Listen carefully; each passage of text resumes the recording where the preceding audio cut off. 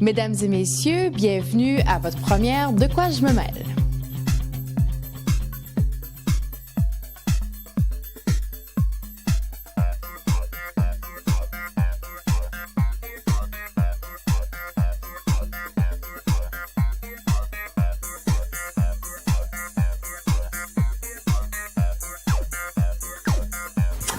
De quoi je me mêle va être une émission quotidienne.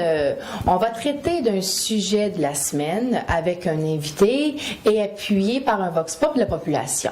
Parfois, j'aurai des chroniqueurs co-animateurs qui viendront me rejoindre en studio pour parler de notre thème de la semaine et pour ce même fait, chaque chroniqueur m'apporte une entrevue ou un sujet quelconque à discuter. Et mon premier sujet de cette première, c'est bien sûr, il y a un événement mondial qui se passe dans le monde, c'est bien sûr la mort du pape Jean-Paul II. Et pour parler de ce grand homme, alors quoi de mieux pour recevoir notre pasteur Rémi. Bonsoir. Rémi, bonjour, ça bonjour. Va bien? Oui. Eh bien, c'est ça, Rémi, pour la première, c'est sûr, c'est l'événement qui oui, fait c'est la mort parler. du pape qui tombe justement avec ta première émission. On ne peut pas passer sous silence la mort de ce grand homme. Tout le monde en parle, hein? Autant dans les milieux locaux que dans les milieux internationaux. Oui. Je pense que cet événement a marqué la terre entière. C'est l'homme qui a rassemblé la plus grande foule. La plus grande foule du monde, le pape, oui. Moi, aujourd'hui, des millions de personnes. Moi, aujourd'hui, j'aimerais qu'on parle vraiment des bienfaits de cet homme, des conséquences que Jean-Paul II a vraiment posées, pas les conséquences, mais les gestes qu'il a posés dans le monde. Oui, d'abord, avant de répondre à la question, j'aimerais donner un petit peu l'historique que j'ai ici dans la main. D'abord, il est né le 18 mai 1920. D'accord. Ordonné prêtre le 1er novembre 1946. OK. Il ne pensait pas d'être pape, là. Ordonné évêque le 28 septembre 1958, nommé cardinal le 26 juin 1967 et élu pape le 16 octobre 1978. Alors, il a été pape pendant 26 ans? 26 ans pape. Alors, je dois dire d'abord, premièrement, prioritairement, que c'est un homme de courage. Parce que j'ai lu sa vie, un peu de partie de sa vie, le journal de Jean-Paul II. C'est un homme, d'abord, le premier, il est marqué par le courage. Dès sa naissance, il y a eu des mortalités dans sa famille, il y a eu des événements qui l'ont marqué. Ses parents sont morts. Oui. Dès l'âge de 18-19 ans, il était obligé de se cacher, faire sa théologie. C'était à la guerre en Pologne. C'est un pays martyr, la Pologne. Et celui qui l'a accueilli, qui lui a donné l'idée de la vocation, c'est le cardinal Witschenki, qui est mort quasiment martyr aussi. Et c'est un homme aussi, je dirais, d'espérance, plein d'espérance. Mais je pense qu'il n'a pas toujours pensé d'être prêtre. Il était acteur, chanteur. Oui, c'est un acteur de pape. Il faisait des pièces de théâtre, il écrivait des pièces de théâtre. Et je crois même, sans vouloir trop dévancer les choses, je disais, il y avait une amie qui actait avec lui. Il y avait une femme qui a été le voir d'ailleurs quand il était ordonné cardinal, qui a été ordonné cardinal, élu cardinal plutôt. Elle est allée le voir. Elle avait fait des pièces de théâtre avec lui. Il l'a pris dans ses bras puis il l'a embrassé. Je trouve ça beau. C'est un homme plein de charme, Jean-Paul II, qui a eu une jeunesse difficile, parce que, à vrai dire, il y a eu une vie cachée, parce que c'était la guerre dans son pays. Tous les catholiques étaient martyrisés. Les camps de l'Allemagne, les fameux camps juifs, des concentrations où il y avait des milliers de personnes. Il y en avait 2 en Pologne, surtout le camp de Dachau, en Pologne, où il est mort des milliers de personnes. Là, c'est un homme qui a commencé sa vie, je dirais, avec du courage, puis il a toujours continué. Il a toujours le signe du courage. Les grandes qualités, ses grandes qualités d'existence, puis les gestes qu'il a posés comme pape. Là, on va passer un peu toute sa vie. Je pourrais en parler 1 heure de sa vie, parce que j'ai lu beaucoup sur sa vie. Il y a eu là. C'est sa responsabilité. Et ça a été d'abord de poser le geste de voyager à travers le monde. Il avait pris la devise « De labore solis », ça veut dire « travailleur sous le soleil ». il a fait le tour de la Terre, il a interpellé les grands de ce monde. La preuve, ce matin, à ses funérailles, là, plus de 250 personnes en position dans le monde, y compris les couronnés de la Terre, étaient là. Étaient présents. Même le président Bush s'est déplacé, a même embarrassé le Vatican, puis c'était plein d'hélicoptères ce matin là, pour protéger en cas des fois. Pas attaquer le pape, il est mort. Non, il est mort. Il aurait pu attaquer Bush, par exemple, parce que Bush, à travers le monde, on sait qu'il y a une popularité parce que lui, négative et positive. Il n'a pas prôné la paix, lui, c'est plus la guerre. Puis c'est pas un pape, non. Non, pas du tout. Alors je trouve que le pape a posé les gestes que j'ai reconnus à travers la lecture que j'ai faite de sa vie. D'abord, il a semé la charité sur la terre. On va parler du négatif un petit peu tantôt. Il a semé la charité sur la terre. Et il a créé le climat un climat d'entente à travers les nations, une réflexion d'entente, d'amour, puis de respect, et surtout le respect de la personne humaine. Ça a été son hic, ça. Respecter tout être humain, qu'on soit jaune, qu'on soit blanc, qu'on soit noir. Jean-Paul II accueillait tout le monde. Est-ce que Jean-Paul II a peut-être souhaité une seule religion ou une seule... Pas nécessairement. Non, au contraire. Il respectait tous les chemins mènent à Rome, comme on dit, ou tous les chemins mènent à travers le monde. Alors, il respectait les autres religions. Et ils ont même invité à Rome. Plusieurs religions sont allées le rencontrer. Puis il est allé même, il était voir le patriarche de Jérusalem, où, entre l'église de Jérusalem, qui est une église pas catholique, mais croyante en Jésus-Christ, avait un espace de fonctionnement entre les deux. Il est allé quand même rencontrer le patriarche. Et ce matin, le patriarche était à ses funérailles. Chose très unicité au point de vue international. Le patriarche de Jérusalem ne se déplace pas pour voir rien. Mais pour Jean-Paul II, il s'est déplacé. Oui. Il a dérangé beaucoup de peuples et quand on a vu ça aussi par sa venue à Montréal. Sa venue à Montréal, oui. Puis surtout, là, je vois que au funérailles ce matin, il y avait beaucoup de jeunes du monde entier qui sont venus lui dire merci d'avoir compris les jeunes, aimé les jeunes, écouté les jeunes. C'est évident que l'Église a des lenteurs. On ne faut pas les cacher, tu sais. Jean-Paul II est un pape né en Pologne de tradition, puis il a gardé certaines traditions dans l'Église, où il aurait pu à loisir, avec le pouvoir qu'il avait, les changer. Mais il était de nature traditionnaliste. Je vous arrête là-dessus, Père Rémy. On va revenir justement après notre Vox Pop. On va aller voir à la population quelles ont été les conséquences de la mort du pape sur la population. Et au retour, on va parler justement d'un peu le côté un petit peu plus négatif ou plus réservé du pape. Ça me fait plaisir de répondre aux questions. Oui. Bon, Christian, la mort du pape, est-ce que ça te dérange, toi? Est-ce que ça te fait quelque chose? Non, pas vraiment. Là. Ça me touche pas personnellement. Non. Ça me fait. C'est quelqu'un qui s'occupait des jeunes, qui avait réellement intérêt aux jeunes. Il a rassemblé les jeunes. Puis ça fait du bien, ça. Puis c'est ça, les jeunes, ils doivent ça. Puis ils s'ennuient de ça, là. Certains qui vont le regretter. Est-ce que tu penses que le prochain a vraiment du pain sur la planche pour... Le prochain, ça va être sûrement un Italien. C'est un Polonais, ça. C'était la première fois. Mais là, ça va être sûrement un Italien, peut-être un Noir, même. Ben là, s'il était vraiment malade, là, il était dû pour partir. Je pense que son devoir était accompli. Oui, tu penses qu'en tant que pape, il a vraiment rempli sa mission? Oui, il a vraiment rempli sa mission. Il n'y a pas de problème avec ça. Est-ce qu'il t'a marqué? Est-ce qu'il y avait une importance pour toi ou ça t'importe peu? Ben, on n'était pas... c'est sûr que ça dérange un peu, là. Ça fait de quoi? Est-ce que tu penses que le prochain pape a une grande mission à accomplir? Oui, il y a du boulot sur la planche. Y a-tu... Étant catholique, ça nous touche. Oui. Est-ce que tu penses que le prochain pape a un grand rôle il va y avoir beaucoup de choses à accomplir? Mon dos, il va sûrement... Il faut qu'il soit là, à la hauteur, ça c'est sûr. Puis accomplir, bien... Comme... faut qu'il continue sur le même chemin que celui qu'on a eu, c'est sûr. Est-ce que ça vous touche, premièrement? Pour vous dire, il est parti. Il y a assez souffert, puis ça a duré.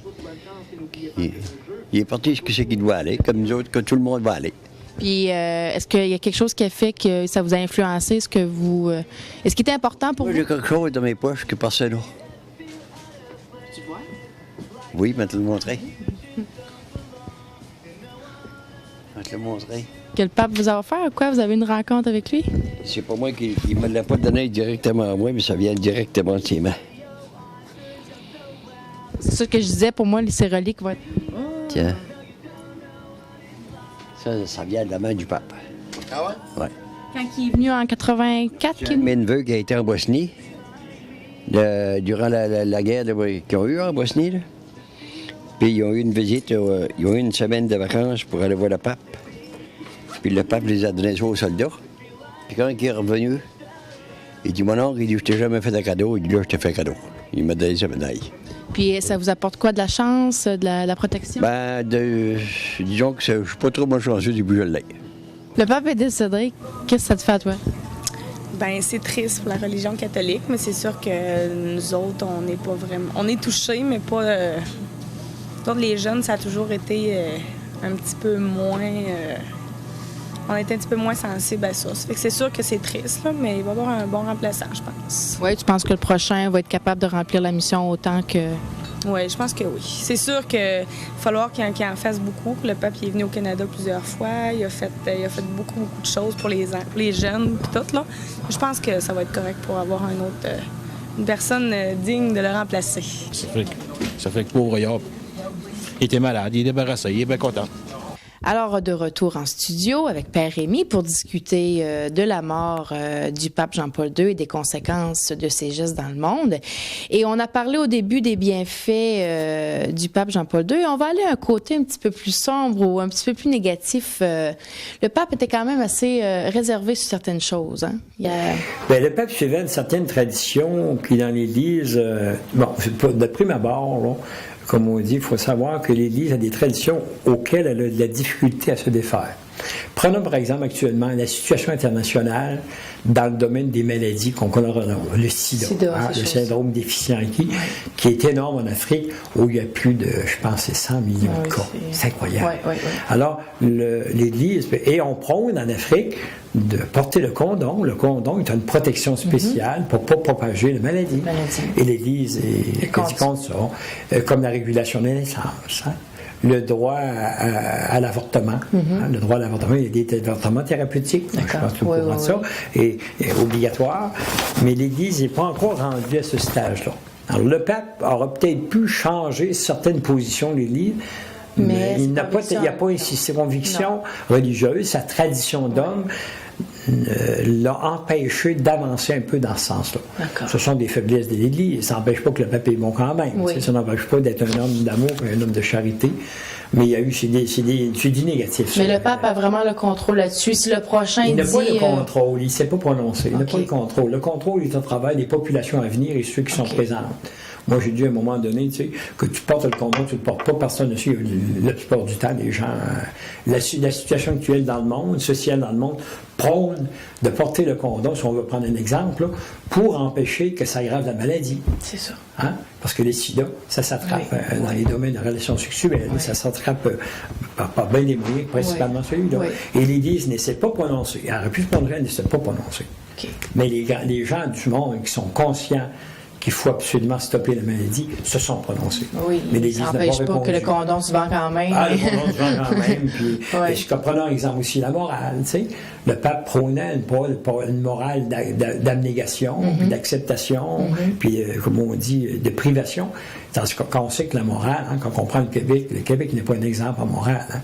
Quand on sait que le Québec, c'est pire que les pays d'Europe et tout ça. Je ne veux pas critiquer trop, j'en dirais un peu. Mais je parle un peu fort sur l'attitude des Québécois. Les livres au Québec, ça meurt pas à cause de la foi. C'est la foi qui se meurt. C'est pas à cause des prêtres. Des prêtres, il y en a encore trop. Mais c'est la foi qui ne fonctionne plus. Là, on a perdu le sens du mauvais, le sens du péché pour citer, pour parler des mots couverts. Il n'y a plus rien qui est péché. Tu tues quelqu'un, tu restes 2 ans en prison. Tu tues un orignal, tu vas être 25 ans en prison. C'est ça. C'est pas la même chose. Les valeurs ont changé de place. Et sans vouloir trop parler, là, je me dis que il y a 3 morales sur la terre actuelle qui sont positives, puis pour moi, ils ne sont pas positives.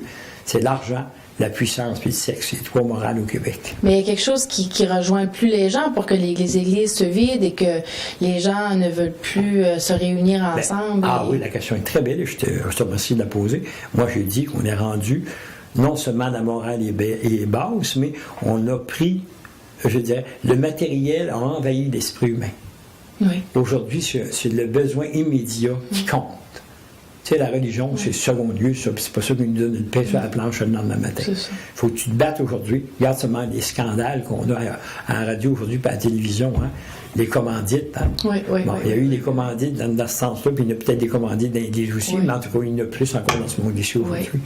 On est parsemés, on les oreilles cassées, des commandites, puis des scandales qui se passent autour à Québec. On ne peut pas dire autrement.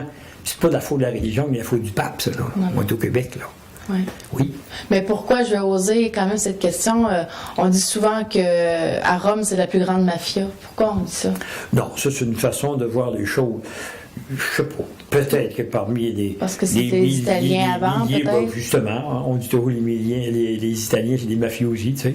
Il y a peut-être aussi la couleur du langage qui se transporte jusque-là. Il y a peut-être eu des papes, pas des papes, mais des cardinaux qui ont été dans la mafia. Je pense qu'il y en a même une fois qu'il s'est suicidé. Il travaillait pour l'Église, puis il a investi de l'argent en Amérique du Sud, puis ça a l'air que son affaire n'a pas marché. Ils l'ont trouvé bon un bon matin, c'est un cardinal. Mais ça, on ne peut pas trop affirmer ça, je ne suis pas sûr de moi. Bon, on reste des hommes quand même. Hein, on reste des êtres humains. C'est ça, là. Ouais. Moi, dans l'Église actuellement, me dire une chose, moi, ce que je vois prioritairement dans l'Église, puis le pape nouveau qui va être nommé, là, je lui souhaite bonne chance, là.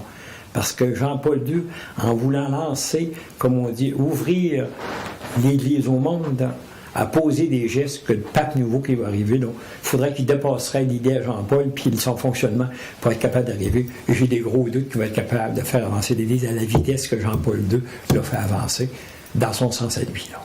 Il va avoir bien de la misère. Puis si c'est un pape de transition, il est rendu de 75 ans, l'Église... Mais moi, je suis heureux, d'un sens. Le pape part au bon moment, il part où l'Église va se repenser. Et dans les années 2010-2020, on va avoir une autre forme d'Église. Jésus-Christ va être présent sur une autre façon. On n'aura peut-être pas la tradition qu'on a là, mais l'Église va être là quand même. Parce que sachons une chose, que Christ a dit, l'Église durera jusqu'à la fin du monde. Et voilà. Il va y avoir une autre forme de façon de dire l'Église, une autre forme de l'exprimer, une autre forme de penser. Moi, le nouveau ministère qu'on fait là, dans le secteur ici, je suis heureux de le faire. Puis si j'allais plus vite, je poserais des gestes quand même que le secteur serait étonné. Je serais peut-être critiqué, moi aussi, comme je l'ai déjà été critiqué au début un peu, mais aujourd'hui, je vois que les gens comprennent. Oui, les gens sont ouverts quand même à l'évolution. On a des gens aussi qui sont très restreints ou très, comme on disait, dans leur valeur. Je fais appel à la télévision, à toutes les personnes, tous ceux qui regardent la TV, aux gens du secteur, les chrétiens du secteur, d'appuyer le pasteur. D'appuyer le pasteur. J'ai besoin de vous. Moi, je ne peux pas travailler sans les gens du secteur. J'ai besoin de vous autres. J'ai besoin de la population pour m'appuyer dans les gestes que je pose. Puis, c'est pas toujours facile pour le pasteur. Non. Mais je le fais avec beaucoup d'amour. On dira tout de moi quand je vais quitter, mais si je dis que j'ai pas aimé le monde, ça serait mentir. Ça sent que vous aimez votre peuple. Ben oui, j'aime. Et justement, on va aller voir le reste des vox pop de la population, voir ce que le pape a fait comme conséquence dans la vie de nos gens. Et on va revenir pour parler de comment on va élire un prochain pape. C'est un grand homme. Oui, tu le trouvais, tu le trouvais grand quand même? Tu trouvais qu'il avait fait des grandes choses pour la religion catholique? Ben oui. Puis ils vont le remplacer. Penses-tu que le prochain va être aussi meilleur? Ça devrait. Ça devrait être meilleur. Pas meilleur, mais aussi autant comme qu'il était l'autre. Ah oui. Ce que je peux dire, ils vont bien trouver quelqu'un pour le remplacer. Là. Penses-tu que le prochain a vraiment comme une grande... je pourrais en dire... diplomate, ils devront en trouver. Ils ont un choix d'une centaine. Ils devront en trouver un dans la gang là, qui va bien le représenter encore. Là. Fait que à vous. Bien, ça me fait beaucoup de peine. Vous trouvez qu'il était un grand homme puis qu'il a rempli sa mission? Un super de grand. Oui? Oui. Qu'est-ce qui a influencé dans votre vie? Disons que tout le monde l'aimait. Hein? On voyait que tout le monde l'aimait. Il était proche des enfants? Proche de tout, des démunis, de tout. Puis ça vous attriste qu'il est décédé? Ben oui. Beaucoup. Mais il était malade, mais quand même, il est comme délivré de ses souffrances, mais... Il a été super bon de résister jusqu'à ce temps-là. Ouais, c'était tout un homme. Croyez-vous que le prochain a vraiment du pain sur la planche ou vraiment... Pour le remplacer? Pour le surpasser aussi ou pour être égal? Oh, il y a beaucoup de pain sur la planche. Est-ce qu'il a influencé des choses dans votre vie? Est-ce qui a été comme important pour vous? Bien, important, c'est parce que la religion, c'est important pour nous autres, là, tu sais. Puis... Il la représentait bien? Attristé. Quand il est mort, ça m'a attristé, ouais. Est-ce que vous croyez que le prochain va être aussi... J'espère, ça peut continuer, là. Ça avait débuté avec Jean 23, mais là, ça peut continuer comme ça, là. Il avait essayé de réunir plusieurs églises, lui, là. Enfin, avoir la paix dans le monde. Oui, justement, pour avoir la paix, ouais. Là, ouais, c'est ça. S'il pouvait réussir à éliminer les guerres, là, mais c'est pas lui qui va réussir à éliminer ça, parce que c'est l'homme qui va réussir à éliminer les guerres. C'est pas c'est dans notre tête, c'est la guerre. Ça m'affectait parce que je trouvais que c'était un homme qui aimait beaucoup les enfants, qui était compréhensif. Puis, avec tout ce qu'on a vu à la télévision là, sur lui, parce qu'on le voit beaucoup dans les médias, est-ce qu'il y a quelque chose qui t'a accroché le plus? Moi, ce qui m'a frappé, c'est quand il est venu à Montréal en 84. Puis quand le petit bonhomme a levé sa calotte, puis qu'il l'a serré, puis la petite fille. Mais là, il a demandé à ces deux enfants-là de venir, et les recherches pour venir montrer là, pour leur montrer ça, ils ont 30 ans maintenant. Okay. Puis là, ils veulent qu'ils viennent passer à la TV pour parler de leur expérience. Si ça rappelle de ça encore. Si on... Qu'est-ce qu'ils parlent de ça, eux autres, là. Puis lui, le pape, personnellement, Jean-Paul II, est-ce que tu l'aimais? Est-ce qu'il t'a apporté quelque chose dans ta vie de chrétienne? Ou... Ben oui, je l'aimais beaucoup. Oui, il m'a frappé. C'est un monsieur qui m'a frappé beaucoup dans ma vie. Puis est-ce que tu penses que le prochain a vraiment du pain sur la planche pour égaliser? Pour l'égaliser, oui. D'après moi, oui.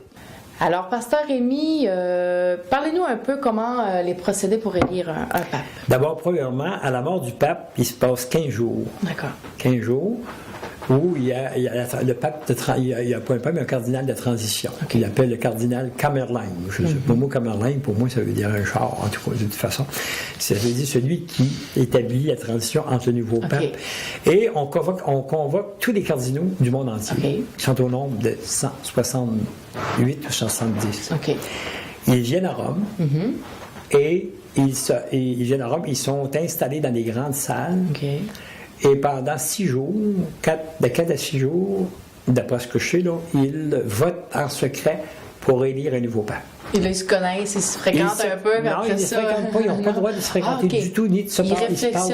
Ils sont seuls, ils sont isolés. Ils sont isolés. Et puis, à un moment donné, il y a un scrutateur dans les cardinaux qui est nommé pour l'Église, pour eux autres, pour le consistoire, on appelle ça un consistoire, et les papes. Et là, à un moment donné, là, celui qui recoche le plus de noms, peut-être après 2 jours ou 3 jours là, de votation, là, ben, il est élu pape. Quel pourcentage, je ne vais pas te dire si c'est 40% ou 50%, il est élu pape. Et là, à ce moment-là, comme cette année, le voir du nouveau, tous les cloches de Rome vont sonner et la boucane blanche va sortir après. Pourquoi la petite boucane blanche? C'est parce que c'est signe, le pape toujours habillé en blanc. C'est signe. Le blanc, c'est la pureté. Le blanc, oui, la pureté. En tout cas, oui, disons ça. En tout cas, c'est surtout à cause qu'il est habillé en blanc qu'ils font une petite boucane blanche. C'est pas parce qu'il part en grande, là, qu'il part à 60 km/h. C'est pas pour le start, c'est pour seulement signifier qu'un pape est élu, puis il est toujours habillé en blanc, le pape. Et je trouve que. Oui, d'après moi, je ne sais pas. D'après, ils se connaissent, oui, non pas une prédiction, mais je crois que l'Esprit Saint a un peu à faire dans ça. Tu sais, ils ne savent pas qui vote pour qui. À un moment donné, il y a un consensus qui se fait. Tel cardinal a eu tant de votes et il est élu pape. C'est comme ça que Jean-Paul II a été élu, d'ailleurs. Hein. Il y a beaucoup d'Italiens. Il y avait 60% d'Italiens. Puis chez lui, il y a un Polonais qui a été élu. Alors, qui va être le prochain pape? Il peut être blanc, il peut être jaune, il peut être noir. Ouais. C'est ça. Alors, il faut souhaiter que ce soit un pape, par exemple, qui va aimer le monde entier à la façon de Jean-Paul II et qui va continuer la mission que Jean-Paul II, dans son amour d'homme, a semé sur la terre. Alors, je pense que ça conclut bien notre émission. Et en plus, pour notre première de quoi je me mêle. Alors, cette semaine, je me mêlais de la mort du pape Jean-Paul II et des conséquences de son règne dans le monde.